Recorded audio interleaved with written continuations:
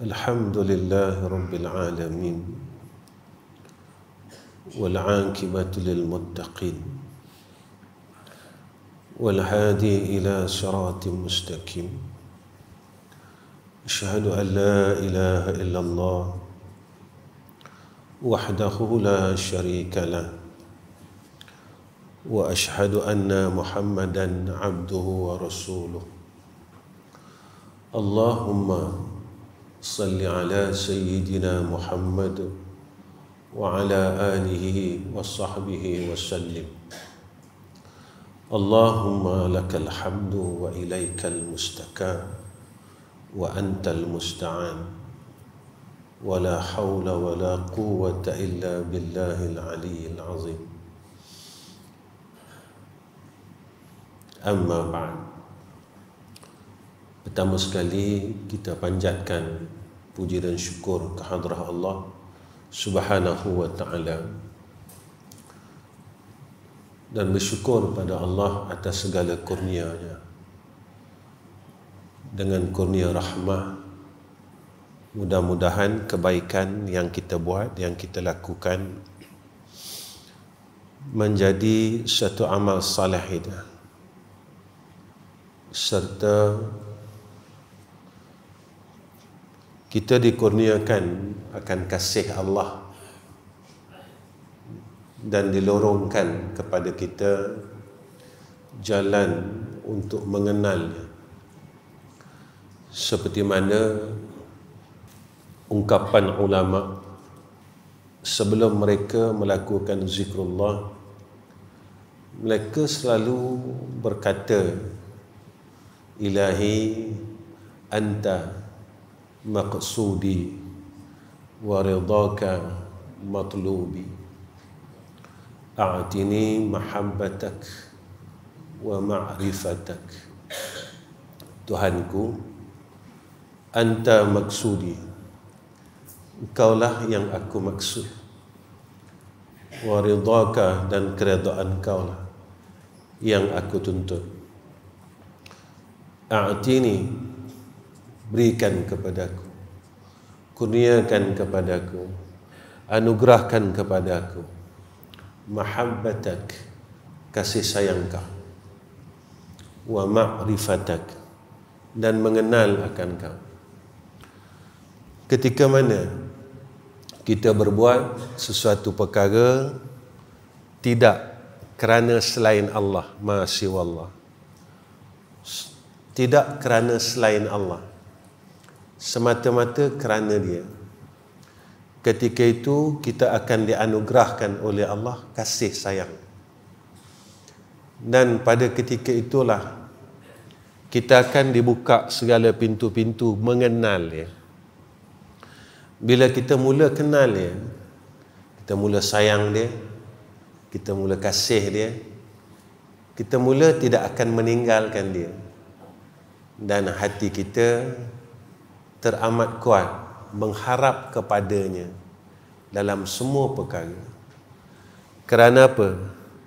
Kerana kita ini orang yang lemah, tak ada daya dan upaya. Sebab itu orang yang rasa dirinya tidak ada kekuatan, dia sentiasa mengharap pertolongan Allah, bukan dalam satu hal, tapi dalam semua hal, dalam semua perkara. Bukan dalam ibadat sahaja, bukan dalam bentuk dunia akhirat keseluruhannya, bukan satu hal, dunia sahaja, akhirat sahaja, kedua-duanya.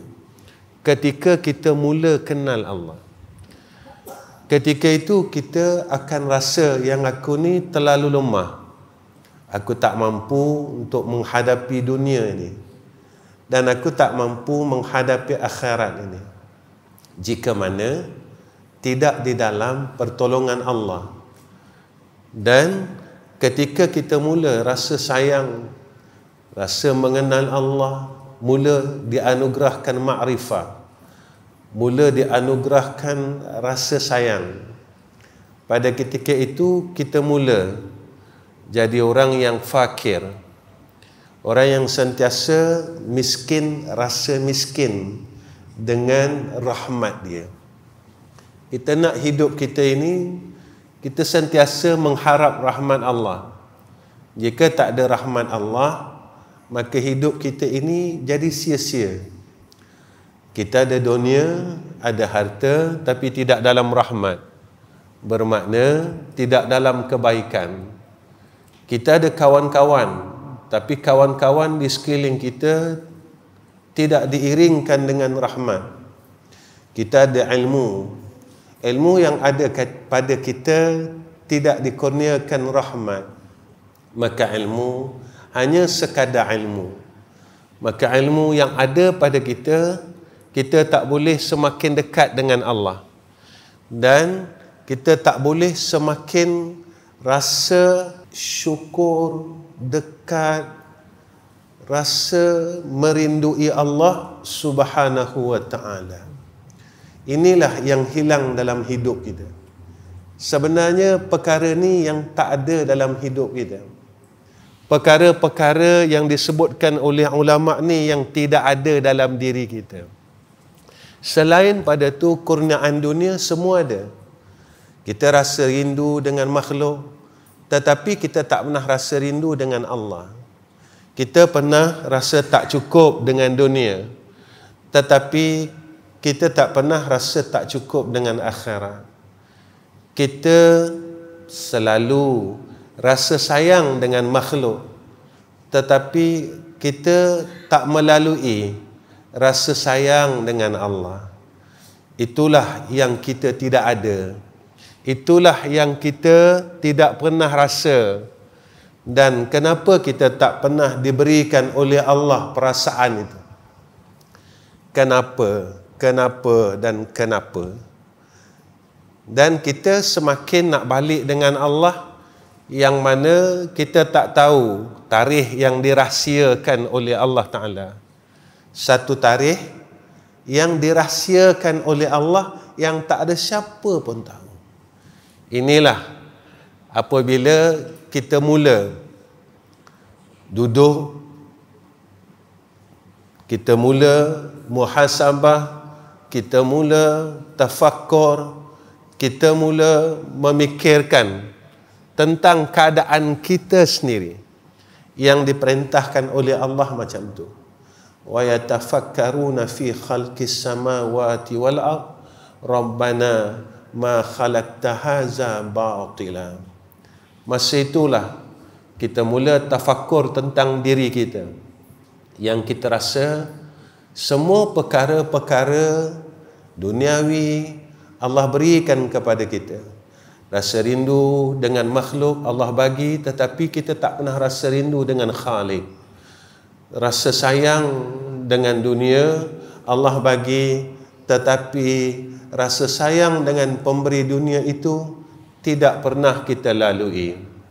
Kita rasa tidak cukup dengan dunia ada dalam hati kita, tetapi perasaan tidak cukup dengan akhirat itu tidak pernah kita lalui. Dan inilah yang harus kita sama-sama renungkan. Sebab apa, tuan-tuan? Kita telah berada dalam satu zaman yang keliling kita, dan zaman ini disebut oleh Nabi zaman kerosakan. Dan pada zaman ini wujud Allah masih hidupkan kita. Ketika zaman ini yang disebut oleh Nabi zaman kerosakan, kebetulan zaman yang sedang berlaku ini kita masih dihidupkan oleh Allah. Bagaimana kita nak menghadapi zaman ini dengan tenang? Bagaimana kita nak berada pada zaman ini dalam keadaan yang tidak rosak? Bukan zaman yang rosak, tetapi kita yang rosak. Sebab itu selalulah kita berharap dengan rahmah Allah, supaya Allah jaga kita, supaya Allah jaga keluarga kita, Allah jaga anak-anak kita. Mahu tidak mahu kita kena lalui zaman ini. Qala musannif rahimahullahu ta'ala, wal a'malu anta muhdiya ilaihi wa aina ma tahdihi ilaihi mimma huwa muriduhu alaika. Maksudnya, sedangkan segala amalan itu yang berupa sedekah, sembahyang, puasa, zakat dan lain-lain ibadat, engkau hadiahkan kepadanya, yakni tanda syukur kita pada Allah. Segala ibadat yang kita laksanakan, salah satu tanda syukur kita dengan Allah Subhanahu wa taala. Jika dalam kitab Minyatul Musalli disebut, maka ibadat salat ini diumpamakan seumpama kita memberi hadiah kepada seorang raja. Maka ibadat ini seolah-olah pemberian kita kepada Allah. Seolah-olah. Tapi sebenarnya bukan. Ketika kita melakukan ibadah, pada ketika itu kita melahirkan dan meletakkan rasa syukur dengan Allah Subhanahu wa taala, dengan kita berusaha buat baik. Kenapa tuan-tuan? Sebab Allah telah kurniakan kepada kita terlalu banyak kebaikan. Antaranya iaitu nikmat hidup kita hari ini. Ada kawan kita yang Allah telah panggil dahulu daripada kita. Sekejap saja asbabnya. Asbab jantung, asbab sesak nafas, asbab aksiden dan lain-lain asbab yang kita sendiri tidak tahu. Maka pada ketika itu, kita ini tuan-tuan yang masih diberi peluang hidup oleh Allah, kita berusahalah untuk menjadi hamba yang bersyukur dengan Allah, dengan membalas segala kebaikan demi kebaikannya. Apa kata musannif? Antara apa yang kamu hadiahkan kepadanya daripada segala amalanmu yang mengandungi kecacatan dan segala ehwalmu yang bercampur-campur itu, bagaimana kita boleh beribadah kepada Allah hal keadaan ibadah yang cacat, rasa yang bercampur bau ketika kita melakukan ibadah? Ketika itu kita tidak benar-benar mengingati Allah. Ketika kita sedang mengingati Allah, tetapi saat yang sama kita mengingati selain daripada Allah Subhanahu wa taala, kita mencampuri akan ingatan itu. Kita seolah-olah seperti tidak setia dengan Allah. Kita seolah-olah seperti tidak mencintai Allah. Kita seolah-olah tidak bersih kasih kita dengan Allah Subhanahu wa taala. Ketika kita sedang mengingati Allah, masih ada ruang kita mengingati perkara selain Allah. Di dalam salat ini adalah jalan orang yang bertawajuh dengan Allah. Ketika kita sedang menghadap Allah, hati kita berpaling daripada Allah.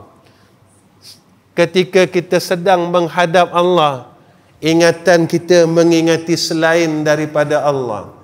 Sebab itu musannif sebut, ketika kita sedang meletakkan rasa syukur kita dengan Allah, hal ibadat kita ini dalam keadaan yang cacat dan ahwal kita, hal kita bercampur bau.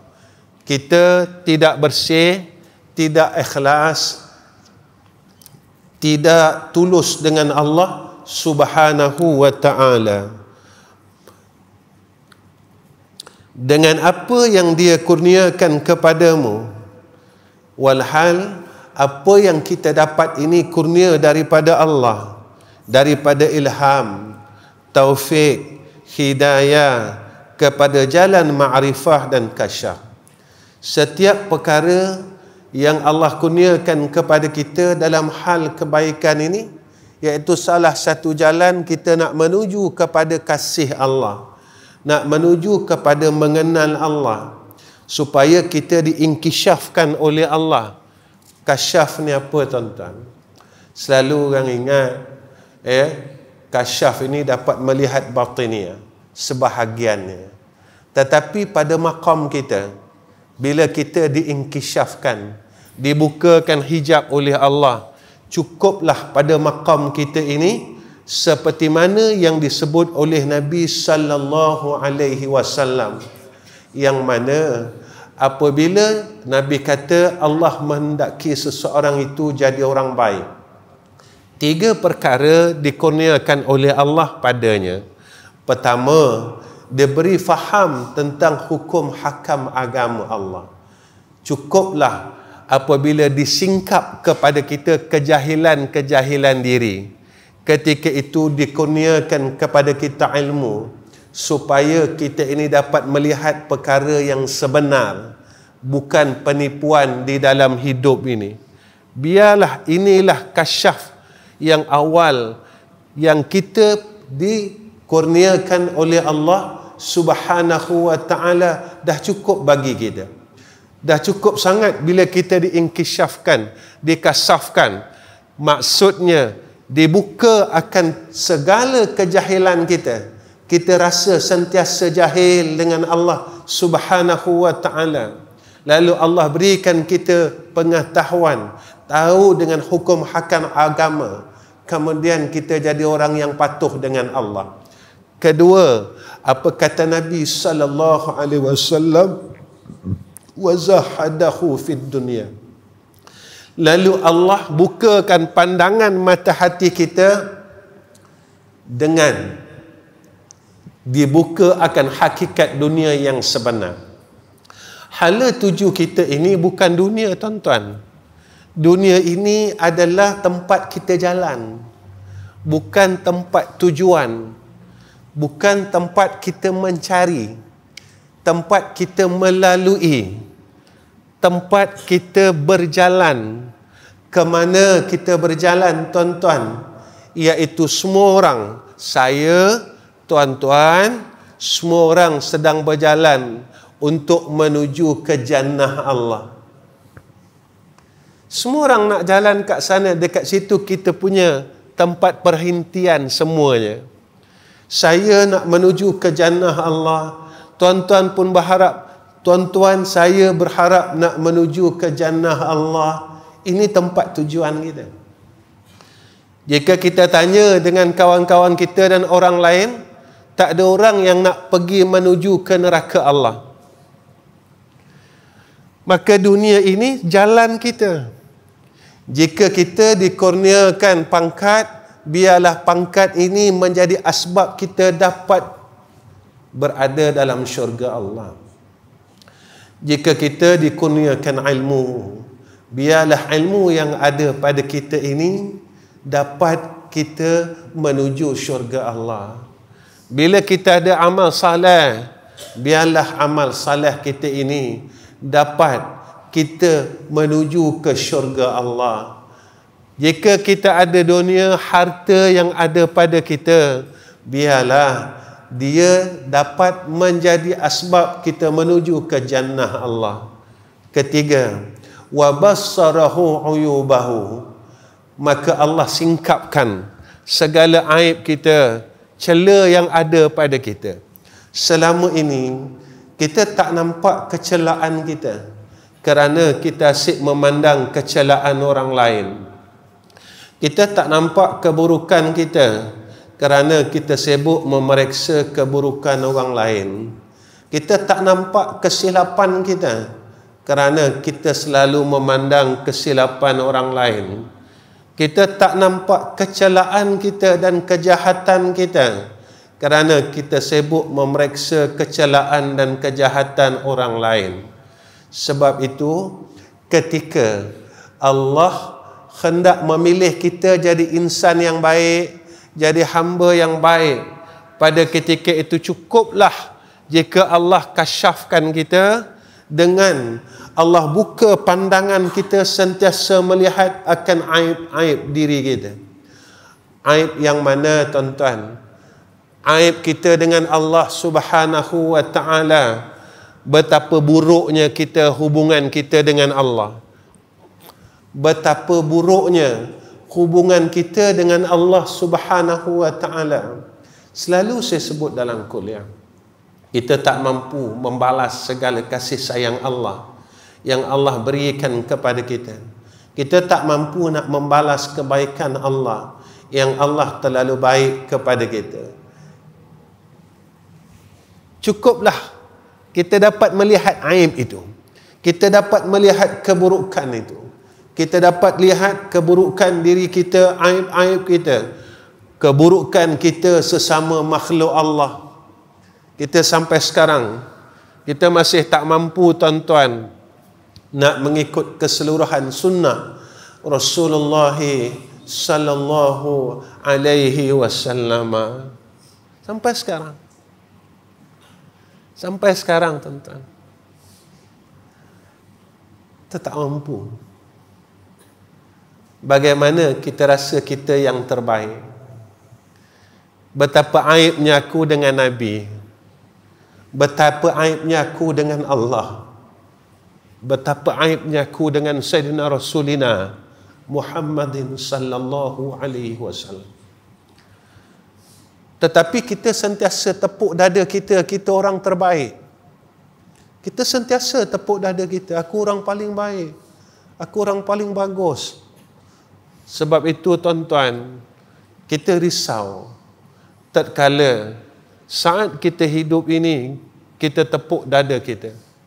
Kita takut sampai besok saat kita menemui Allah di yaumul akhirah, dan ketika kita menghadap Sayyidina Rasulina Muhammad sallallahu alaihi wasallam, kita akan tersungkur malu di hadapan Nabi. Kita akan tersungkur malu di hadapan Rasulullah sallallahu alaihi wasallam.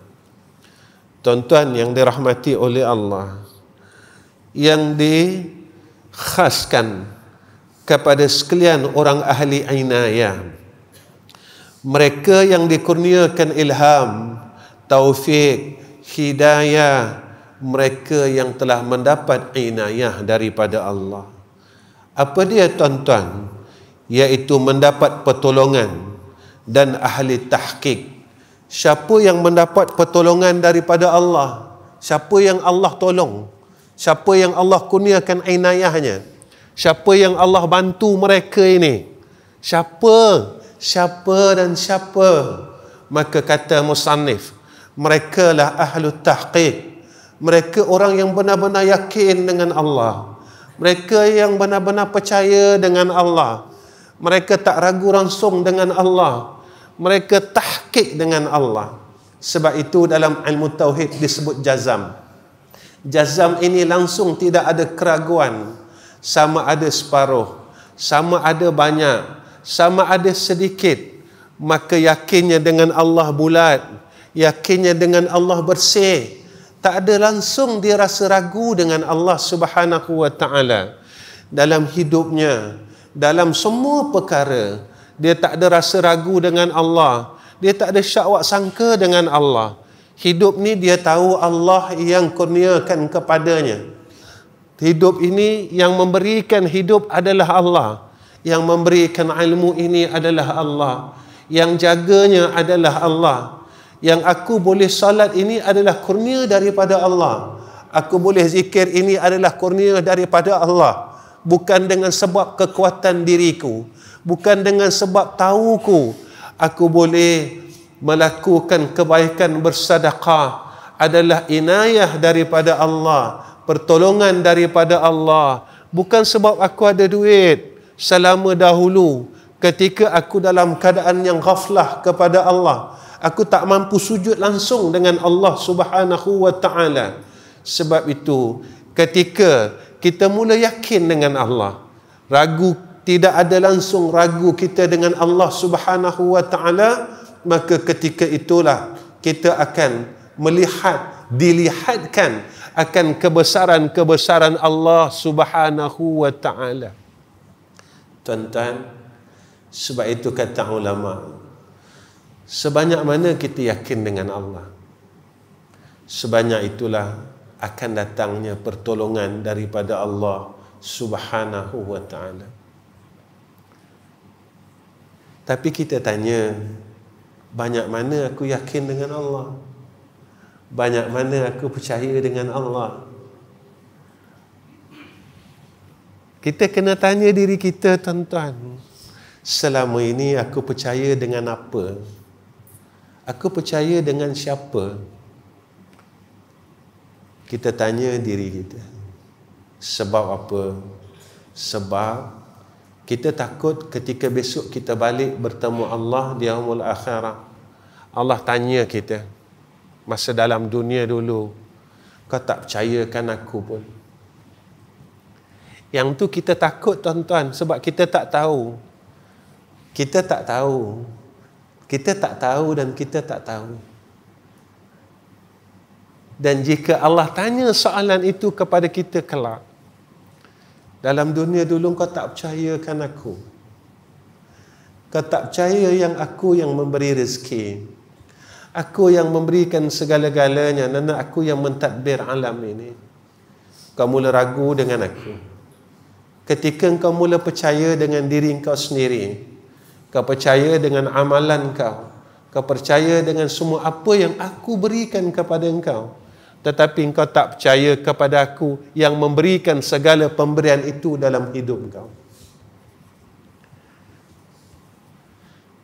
Tuan-tuan, ketika kita mula tinggalkan Allah,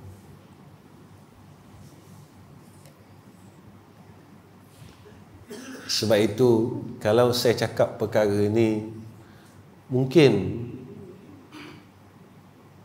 tuan-tuan salah faham dan sebagainya.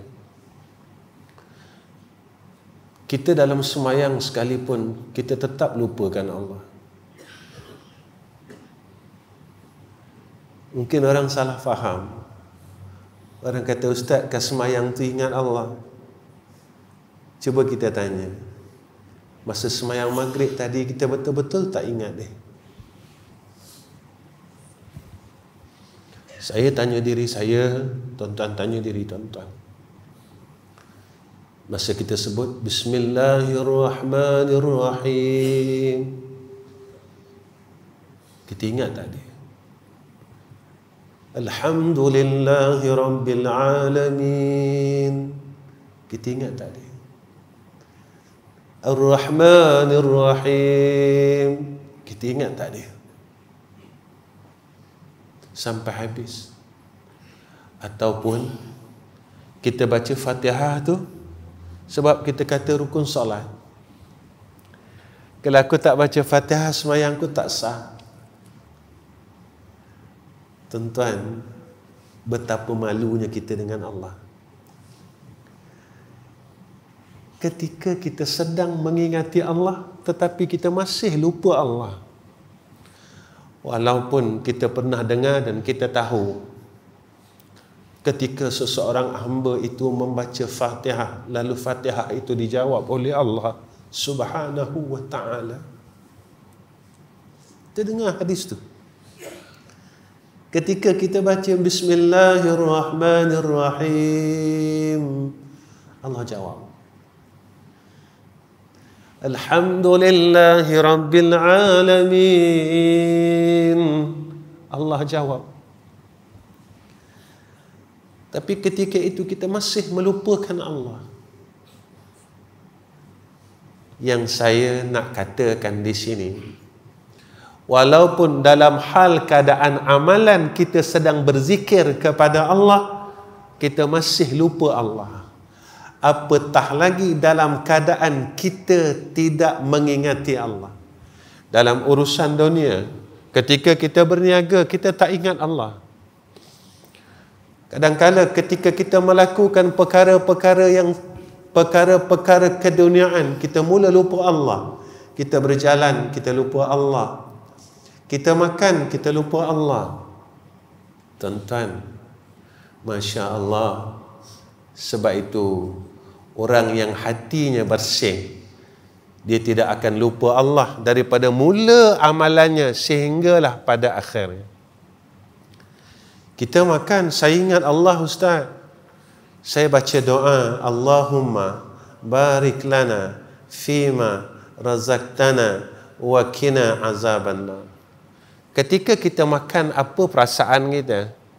Rasa tak kita, ya Allah, dalam hati kita, kita mengaku dengan Allah, terima kasih atas anugerah ini ya Arhamar Rahimin. Aku dapat makanan yang kau berikan kepadaku pada saat ini. Terima kasih ya Allah. Mudah-mudahan makanan yang aku makan ini menjadikan aku lebih bersyukur kepada Engkau. Tuan-tuan, inilah orang hatinya yang sentiasa hidup dengan Allah, yang dipanggil aiqas. Orang yang hidup, hatinya sentiasa hidup, kerana dia tidak lupa setiap apa yang dia dapat adalah pemberian Allah, kurnia Allah, anugerah daripada Allah.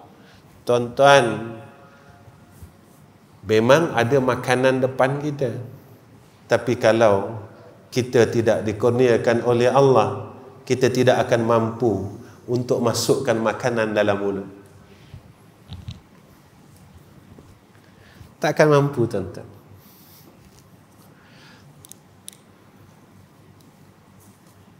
Keadaan bagi ahli maqam dan ahli amalan. Bagi ahli maqam, apa perbezaan? Bagi ahli maqam ini, orang yang ahli tahqiq, orang yang benar dengan Allah, orang yang tak ragu dengan Allah, orang yang yakin dengan Allah. Apa yang Allah berikan kepada dia dan apakah anugerahnya? Segala amalan itu, segala ibadat, kebaikan dimudahkan bagi mereka tanpa rasa keberatan dan kesusahan. Ketika seseorang itu mula yakin dengan Allah, ketika itu Allah kurniakan kepada mereka inayah, Allah mudahkan urusan mereka. Daripada sudut takarub mereka dengan Allah mudah, tuan-tuan. Itu kita lihat kenapa guru-guru kita, mereka boleh semayang ratusan rakaat. Orang sekarang tak percaya, tuan-tuan.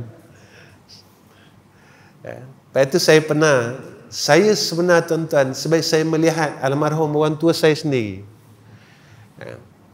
Satu malam, dia salat paling kurang ketika dia malas, dia kata, dan saya lihat sendiri, 50 rakaat satu malam. Kebiasaannya 100 rakaat. Ketika dia di dalam penjara dahulu, tuan-tuan, selama 2 bulan setengah, dia melakukan salat sunat mutlak 500 rakaat, tuan-tuan. Kenapa dia boleh buat? Sebab mereka ini yakin dengan Allah. Apatah lagi orang yang terdahulu, orang yang terdahulu, sehingga kita dengar mereka boleh sujud dengan Allah semayang sunat mutlak satu malam sehingga 1000 rakaat. Tetapi zaman ini, apabila diceritakan perkara ini, mereka kata tak mungkin orang boleh salat 500 rakaat semalam. Kerana apa, tuan-tuan? Sebab mereka mula tidak yakin dengan Allah. Ketika Allah memudahkan sesuatu urusan, tidak ada perkara yang mustahil bagi Allah.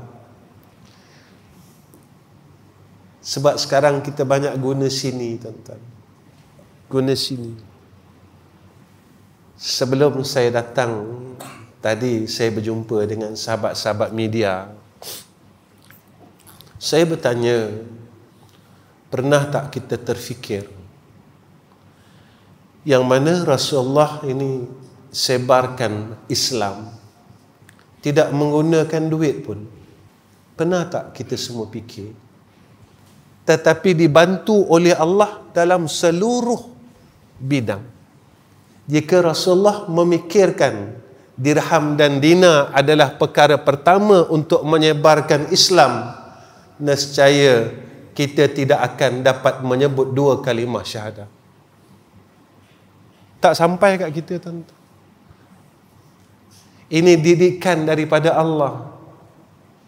Inilah Allah yakinnya Rasulullah sallallahu alaihi wasallam kepada Allah.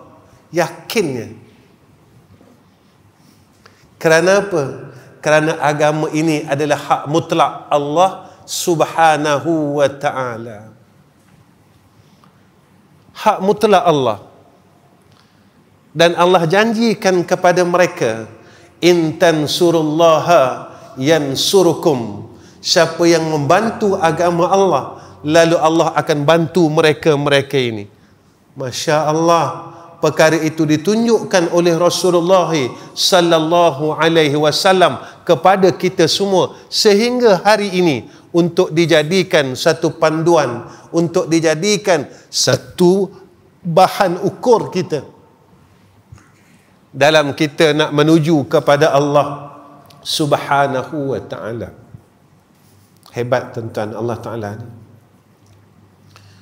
Ustaz tak perlu ke dunia? Perlu. Tetapi itu bukan matlamat. Pada zaman Sayyidina Rasulina Muhammad sallallahu alaihi wasallam, lalu pada ketika itu Allah kurniakan kepada sahabat-sahabat Nabi ada yang jutawan, mereka yang membantu akan agama Allah. Tetapi itu kurnia Allah. Lalu dengan rasa mereka ini tidak sayang dengan keduniaan, mereka bantu Nabi itu pada ketika itu. Yang gagah mereka bantu Nabi dalam medan perang. Bagaimana kita? Kita tak mampu tuan-tuan. Alasan kita daripada dulu puluhan tahun, saya lemah iman. Agak-agak alasan tu ambil pakai tak? Saya lemah iman Ustaz. Saya lemah. Ketika kita melalui jalan dunia, tidak ada perkataan lemah. Ustaz, urusan dunia tak berkait dengan iman, kata dia. Sebab itu tak payah cakap lemah iman. Ini yang kita pegang selama ini. Sebab saya orang bodoh tuan-tuan, saya tak tahu. Tetapi apa yang saya nampak dengan diri saya begitulah. Betapa jauhnya kita dengan Allah subhanahu wa ta'ala. Betapa kita sangat-sangat menidakkan dan mengenepikan akan hak Allah subhanahu wa ta'ala. Dalam masa yang sama, kita rasa kita telah menunaikan haknya. Itu yang saya kata, kita rasa kita dah solat dengan betul. Rupanya seolah-olah kita seperti menipu Allah. Kita cuma nak melepaskan kewajipan salat, tetapi kita tidak mampu benar-benar sujud kepada Allah. Ketika kita sujud, tuan-tuan, kita rasa apa? Saya sujud, tuan-tuan sujud. Kita rasa apa? Tuan-tuan pernah rasa apa? Pernah tak? Tuan-tuan rasa malunya aku dengan Allah subhanahu wa ta'ala. Kan ketika itu kita baca tasbih. Subhana rabbiyal a'la wa bihamdi. Kaulah yang maha tinggi ya Allah. Ketika itu kita rasa apa? Ada tak perasaan malu kita dengan Allah subhanahu wa ta'ala? Ya Allah, malunya aku dengan kau ya Allah. Ya Allah, malunya aku dengan kau ya Allah. Hidup yang kau berikan kepada aku guna, aku pakai. Rezeki aku pakai, sihat aku pakai, makan, kenderaan, harta, semua aku pakai. Tetapi ketika aku sedang sujud ke hadrah-Mu ya Allah, aku masih ingat perkara yang selain kau. Aku masih lagi ingat selain kau ya Allah. Aku tak mampu, masih lagi tak mampu nak ingat engkau. Walaupun ketika aku sedang sujud kepada engkau ya Arhamar Rahimin. Tuan-tuan, sebenarnya hidup kita kosong. Sebenarnya hidup saya, bukan tuan-tuan, saya, hidup saya kosong. Memang betul lah kita ini berlakon sebenarnya. Kita berlakon apa tuan-tuan? Kita berlakon di hadapan Allah. Walhal kita terlupa yang Allah itu amat mengetahui akan setiap lakonan kita. Sebab itu saya selalu cakap dengan diri saya tak kisah apa dalam pandangan ahli dunia dan orang-orang di sekitar dunia. Tetapi yang kita terlalu kisahnya, apa pandangan Allah padaku, apa penilaian Allah padaku, di mana tempat aku pada sisi Allah Subhanahu wa ta'ala. Bagi ahli amalan pula, mereka diberati dengan mujahadah, orang yang beramal, tetapi mereka dalam keadaan yang masih tidak tahqiq, masih ragu lagi dengan Allah. Mereka ni diberati dengan mujahadah. Mereka kena usaha sungguh, kena lawan hawa nafsu sungguh-sungguh, yakni diri mereka menanggung kesusahan dan melawan hawa nafsu dalam semua keadaan. Tuan-tuan, kita duduk mana? Kita duduk dimudahkan ke kita duduk disusahkan? Maka kita tahu siapa kita. Itu kadang-kadang orang cakap tanya saya, orang kata, Ustaz mengajar hikam tak macam guru saya ajar. Sebab saya mengajar hikam, bukan saya mengajar tuan-tuan, saya mengajar diri saya. Saya ajar diri saya nak tengok diri saya, bukan saya nak tengok tuan-tuan tak. Tuan-tuan orang-orang bagus, tuan-tuan orang dekat dengan Allah, tuan-tuan orang hampir dengan Allah, tuan-tuan orang bersih. Setiap kali saya bercakap, saya selalu tengok diri saya. Apakah Allah mudahkan segala takarub saya dengan Allah, ataupun saya masih duduk dalam kesusahan dan sentiasa lawan hawa nafsu saya? Dalam semua keadaan, barulah saya tahu siapa diri saya. Dan bagi ahli maqam ini terdapat kebelbagian pada segala amalan mereka dengan sekira-kira dan menurut kadar halnya. Jadi mereka tak dapat anugerah daripada Allah, waridat yang dikurniakan oleh Allah, seperti mana yang telah dikurniakan kepada ahli tahqiq. Contoh macam ni tuan-tuan. Tadi Imam Ustaz Rasdan, dia baca doa, tapi dia baca ayat si Budina. Wa may yattaqillaha yaj'al lahu makhraja. Kita tanya, Allah sebut dalam Quran, siapa yang takutkan Allah, Allah bagi jalan kelepasan. Kenapa banyak benda aku tak lepas? Ukur takwa itu. Allah sebut, Allah lepaskan. Tapi kenapa aku banyak benda tak lepas? Ukur takwa kita. Orang yang tahqiq, takwanya penuh. Sebab itu, dilepaskan semua perkara.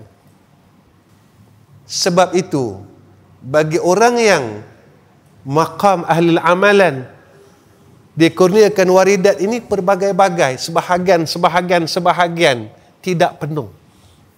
Maka ukur. Kemudian Allah janjikan kepada kita, warzuqhu min haitsu la yahtasib. Kenapa rezeki aku kadang-kadang senang, kadang-kadang susah? Kenapa aku masih lagi fikir dalam perkara yang telah dijamin oleh Allah dan dijanji oleh Allah? Ukur takwa. Bukan saya kata tuan-tuan, Allah sebut dalam Quran. Ada orang yang kita jumpa langsung, dia tak pernah risau tentang rezekinya. Kerana apa? Kerana dia telah tahqiq dengan janji Allah. Kenapa dia tahqiq? Kenapa dia dapat sepenuhnya? Sebab takwanya dah penuh. Takwanya dah penuh, sebab itu dia dapat penuh. Tak ada bahagi-bahagi. Ketika kita tidak penuh, tetapi kita sering mempersoalkan Allah. Yang inilah tuan-tuan yang kita risaukan. Kita tidak melihat diri kita. Kita tak memandang akan aib diri kita. Kita tak melihat akan keburukan diri kita. Inilah. Baik, tuan-tuan yang dirahmati oleh Allah Subhanahu wa taala. Malam ni kita berhenti awal sikit ya tuan-tuan, sebab ada tahlil. Ya, ada tahlil ringkas. Jadi kita bagi-bagilah insya-Allah ya. Nanti kalau saya panjangkan tahlil lagi panjang. Sebab saya maqam amalan, saya tak boleh ikut tuan-tuan. Tuan-tuan maqam ahlu tahqiq, tuan-tuan tak rasa berat, saya rasa berat. Nanti bila panjang saya akan rasa berat. Saya rasa nak cepat nak balik. Saya rasa susah hati kalau saya duduk masjid lama. Itu saya. Tuan-tuan tak, tuan-tuan ahlu tahqiq. Baik. Yang saya risaukan saya. Tanawu'an ajnasul a'mali litanawu'i waridatil ahwal. Amalan itu beraneka jenis kerana beraneka jenisnya waridat. Yakni waridat itu disebutkan, diterangkan di sini adalah kurnia ilahi dan hal. Tiap-tiap amalan lalu Allah mengkurniakan kepada kita hal keadaan amalan itu. Maksud waridat, dikehendaki dengan waridat ialah yang datang pada hati daripada beberapa makrifah ketuhanan, yakni anugerah daripada Allah dalam hati orang yang kenal rohaninya telah mula mengenal Allah, rohaninya mula telah diproses oleh Allah, dan rahsia-rahsia kerohanian yang menyebabkan hal-hal terpuji. Perkara yang dinamakan zauki. Apa dia tuan-tuan? Warid yang menyebabkan kehebatan. Allah kurniakan kehebatan, rasa hebat kepada mereka ini. Bukan rasa diri hebat, tetapi mereka sering merasakan hebatnya Allah. Orang yang sering merasakan hebatnya Allah, itulah orang hebat pada Allah. Tetapi orang yang merasakan dirinya hebat, itulah orang yang paling hina pada sisi Allah. Cumanya saya tanya diri saya, berapa kali kita merasakan kehebatan Allah? Kita tanya. Tuan-tuan, kalau kita tengok orang kaya, kita nak rasa hebatnya orang kaya. Kita tengok orang hebat, kita rasa orang tu hebat. Tapi bila kita rasa hebat Allah, orang kata, Ustaz, ketika saya tengok orang tu hebat, itulah kehebatan, itulah nampaknya hebatnya Allah. Benar ke apa yang kita kata? Tatkala itu kita terus dapat merasakan kehebatan Allah, ataupun kita terhenti kepada kehebatan makhluk. Sebab itu kita masih tak lepas kita sanjung makhluk sampai sekarang. Lepas itu kita masih tak lepas dengan makhluk ini. Kita masih terikat dengan makhluk ini. Kita masih bersangkut lagi. Kerana kita tidak boleh melepaskan ikatan itu. Sebab itu, kita tidak boleh memandang terus kepada Allah yang menjadikan makhluk itu.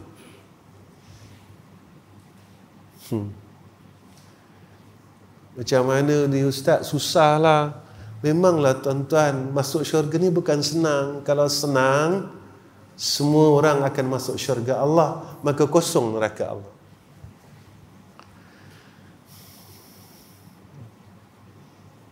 Surga ni susah. Susah tuan-tuan. Bukan semua orang semayang masuk syurga. Bukan semua orang puasa masuk syurga. Bukan semua orang alim masuk syurga. Bukan semua orang beramal masuk syurga. Bukan semua orang yang menunaikan haji masuk syurga. Ada kan hadis tuan-tuan? Yang golongan-golongan ini yang masuk neraka Allah, Kita kena tengok kenapa boleh tak masuk syurga, kenapa boleh masuk neraka.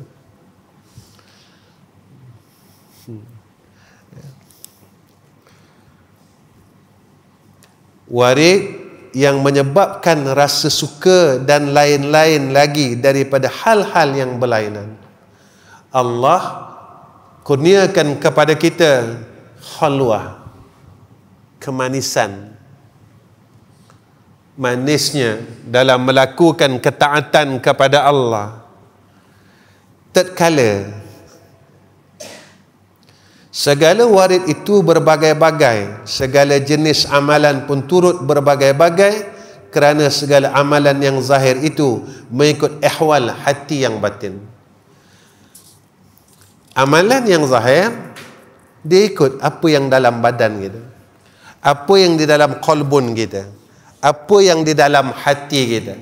Situlah keluarnya. Jika hati yang kotor, maka dia akan keluar amalan yang kotor, ibadat yang kotor, salat yang kotor, zikir yang kotor. Itu saya sebut tuan-tuan, Ustaz, zikir ni kan bersihkan hati. Betul. Kenapa ada orang zikir masih bergaduh? Kenapa masih ada orang yang berzikir tapi masih lagi hasad, dengki? Walhal zikir ni kan bersihkan hati. Kenapa kita cakap selawat ni kan rahmat? Kenapa orang yang kadang-kadang selawatnya banyak tapi masih lagi kata orang, masih lagi dengki dengan orang? Selawat yang salah ke? Atau orang yang berselawat salah? Zikir tu salah ke? Atau orang yang berzikir tu salah? Semayang tu ke yang salah? Atau orang yang semayang itu salah? Quran tu ke salah? Ataupun orang yang baca Quran tu salah? Ini yang kena kita fikirkan. Sepatutnya tuan-tuan, lagi banyak kita berzikir, hati kita semakin bersih. Kenapa lagi kita zikir, kita makin kotor, kita makin kotor, kita makin kotor. Datang dengki, datang hasad, datang itu, datang ini. Kenapa ni aku zikir? Yang orang tu zikir kalimah Allahu, aku pun zikir kalimah Allahu. Kenapa? Ketika dia sebut Allahu, hati dia semakin bersih. Kenapa? Ketika aku sebut Allahu, maka hati aku semakin kotor. Apakah kalimah itu yang salah? Ataupun orang yang menyebut kalimah itu yang salah? Inilah yang selalu saya lihat diri saya. Tuan-tuan, kalau kita bersihkan baju puluh tahun tapi masih kotor, apa faedahnya, tuan-tuan? Jadi bukan tengok sabun, bukan tengok baju, tengok cara bersihkan baju. Kita basuh baju, sabun paling mahal, tapi kita basuh dalam lumpur, tuan-tuan. Tak bersih, tuan-tuan. Kena cari tempat bersih, air yang bersih, sabun yang baik, cara basuh yang baik. Kalau kita basuh yang betul, sabun yang betul, tapi kita basuh dengan lumpur, tuan-tuan, pakailah sabun sebaik mana sekalipun, dia tidak boleh membersihkan pakaian. Khususnya adalah pakaian hati kita. Maka lumpur-lumpur qalbun ini kita buang. Tuan-tuan yang dikasihi oleh Allah, akhir daripada kuliah ini, maka saya pesan dengan diri saya, jangan jadi seperti lalat, tuan-tuan. Saya ambil daripada kalam Habib Syekh pesan, jangan jadi seperti lalat, tuan-tuan. Walaupun bunga ada di tepinya, dia tetap cari sampah. Dia tak mau hinggap di bunga. Ketika dia hinggap pada benda yang baik seperti makanan, maka makanan ini menjadi mudarat. siapa yang mengambilnya akan mendapat penyakit, maka jadilah seperti lebah. Dia hinggap pada seluruh bunga-bunga yang ada dan dia tidak melihat pada sampah yang ada di tepinya. Ketika dia hinggap di bunga-bunga yang ada dan dia mengambil segala manfaat pada bunga tersebut, akhirnya dia menjadikan atas amalannya itu penawar bagi ummah. Maka kita ambil manfaat daripada penawar itu, iaitu madu. Maka jadilah sebagai lebah. Jangan jadi seperti lalat, tuan-tuan. Tetap singgah kepada sampah. Walaupun ada bunga di kelilingnya, dia tetap tidak memandang bunga tersebut. Dia tetap memilih sampah-sampah dan tetap suka kepada sampah dalam keadaan yang gembira. Sebab itu kita melihat sekelompok lalat ini, maka dia mengerumuni sampah itu dalam keadaan yang bising, tuan-tuan. Bunyi lalat yang bising, gembira mendapat sampah, walaupun ada bunga di tepinya, yang mana pada ketika itu mengambillah kita akan iktibar yang Allah tunjukkan kepada kita akan apa yang ada di dalam muka bumi ini. Sebab itu apa yang Allah sebut kepada kita, Rabbana ma khalaqta haza batila subhanaka fakina azabannar. Wa akhirul kalam, assalamualaikum warahmatullahi wabarakatuh. Bismillahirrahmanirrahim. Alhamdulillahi rabbil alamin. Wassalatu wassalamu ala asyrafil anbiya'i wal mursalin wa ala alihi wa sahbihi ajma'in. Ya Allah, Ya Rahman, Ya Rahim, kami tadahkan kedua tangan kami, Ya Allah. Kami mohon pertolongan-Mu, Ya Allah, dalam semua perkara dalam hidup kami, Ya Allah. Sama ada perkara dunia, urusan hidup kami, dan juga urusan akhirat kami, Ya Allah. Ya Allah, kami tidak ada daya dan upaya dalam segala hal. Tolonglah bantu kami, Ya Arhamar Rahimin. Tolonglah bantu kami menyelesaikan segala perkara urusan hidup dan mati kami, Ya Allah. Ya Allah, kami mohon kepada Engkau, Ya Arhamar Rahimin, kurniakan atas kami yakin yang sebenar-benar yakin, Ya Allah. Jangan jadikan dalam keyakinan kami ada ruang keraguan di dalamnya, Ya Arhamar Rahimin. Ya Allah, Ya Rahman, Ya Rahim, jika kami tersesat jalan, Ya Allah, tolonglah tunjukkan atas kami, Ya Arhamar Rahimin, dengan Kau kurniakan hidayah dan taufik-Mu atas kami, Ya Allah. Jangan Kau biarkan kami terus dalam kesesatan, Ya Arhamar Rahim.